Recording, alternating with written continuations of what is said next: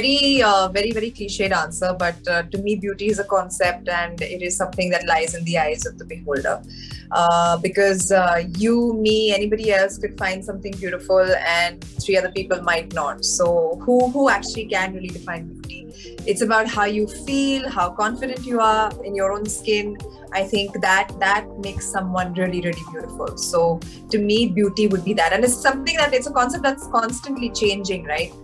There's so many trends that come in. One day something's beautiful, after maybe 5 years it's not considered as beautiful. So really, who is anyone to define beauty? It's something that cannot be defined according to me. I think as someone who's been on the other side of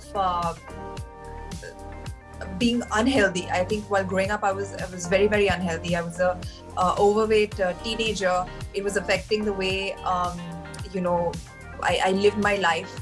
And for me, being someone who's come from that end of the spectrum to someone who's relatively fit now and able to live life in a healthier manner, I think it's very important to be that role model for women and girls who look up to you and who need to be told that it's okay to be yourself, it's okay to be you, it's okay to be comfortable in your own skin. But do it the right way, do it for the good reasons, the right reasons, not just because you want to starve and look a particular way. Do it for your health more than anything else. I never had that sort of role model for myself, so which is why I wanted to be it. So whether it's losing 30 kilos to make my debut, or after that looking a particular way, always projecting a very healthy and positive body image on screen. That's something that I've always consciously tried to do. I've faced my fair share of flack. I've been a victim to body shaming. But honestly, these are certain things that you need to really look past when it comes to losing weight, when it comes to being okay with a certain weight, doing some amazing films being a certain weight. So whatever I wanted to do with my body, I did it on my own terms. And I think that's how every woman should be comfortable doing things. So for me, it's very important to project a healthy body image out there. I think you have to develop a certain sense of ignorance and a certain thick skin to be able to move past it, to look beyond it, to understand that these aren't the people that define you. You are how you feel, you are how you think of yourself, you are how good as you feel. So I think it's very important. Like, there's a lot of chatter about mental health and self-love at this point of time, and this really is a really big part of it. You have to make yourself feel as good as you can from within, to be able to drown out the noise, to be able to drown out the negativity, and that is what people should work on. And I think that is also something that makes you feel inherently beautiful, because you're making your mind so strong that you automatically make other aspects of your life stronger.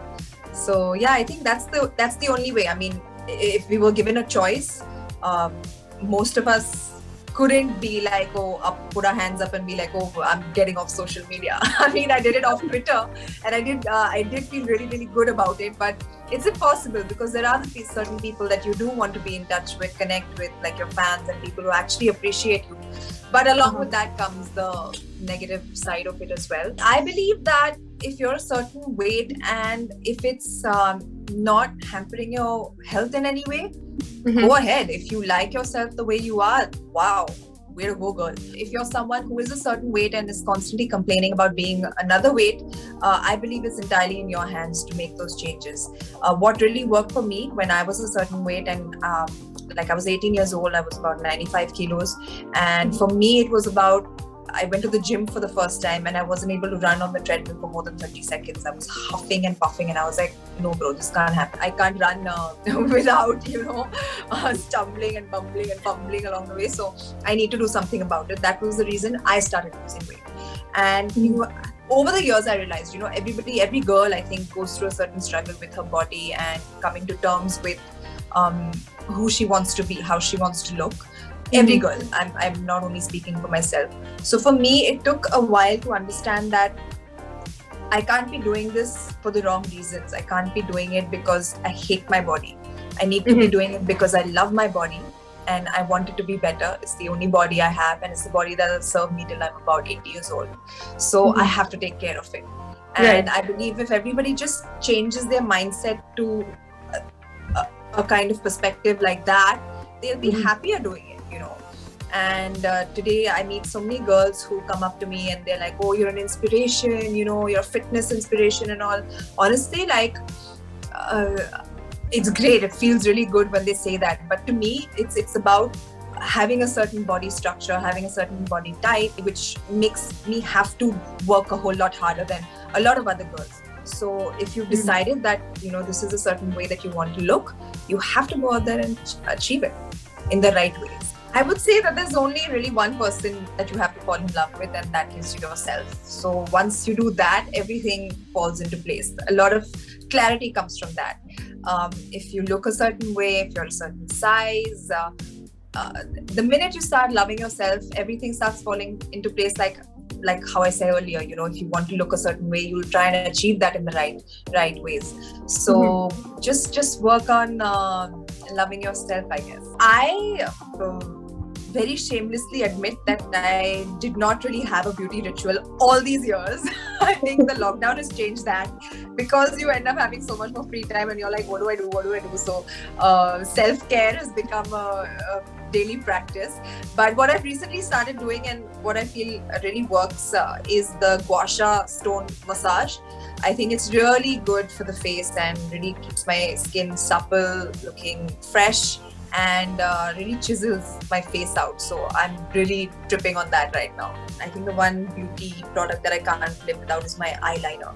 My mom has been, you know, someone who I really look up to when it comes to skincare, because, you know, at her age, the kind of skin that she has, it's enviable. I think she's got such beautiful, fresh skin, and that is something that I always aim to have. And these are the genes that I take major advantage of, which is why I never had a skincare routine, because my mom got me sorted out. But you know, she keeps trying these different things, and she's a lot into natural remedies instead of you know, using products with chemicals in them. So the latest thing that she's been saying, and I can see it really works, is ghee. She applies ghee to her face, and you know, she's literally glowing all day long. So, and I tried it for a bit. In fact, I tried putting ghee on my face and then doing the gua sha stone on it, and it's like literally a miracle fix for all your skin problems.